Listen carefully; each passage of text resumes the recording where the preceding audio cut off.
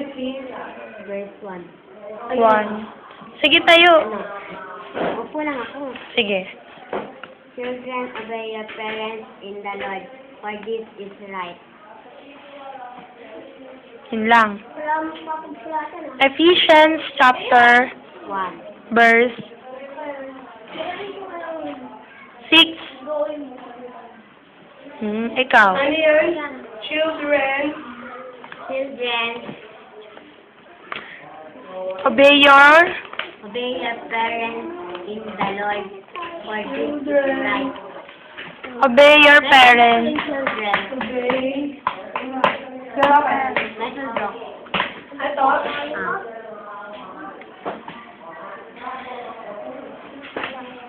Your Parents in the Lord.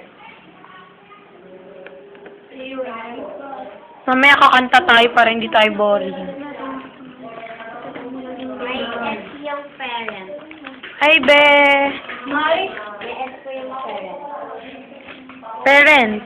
For this is right. for this.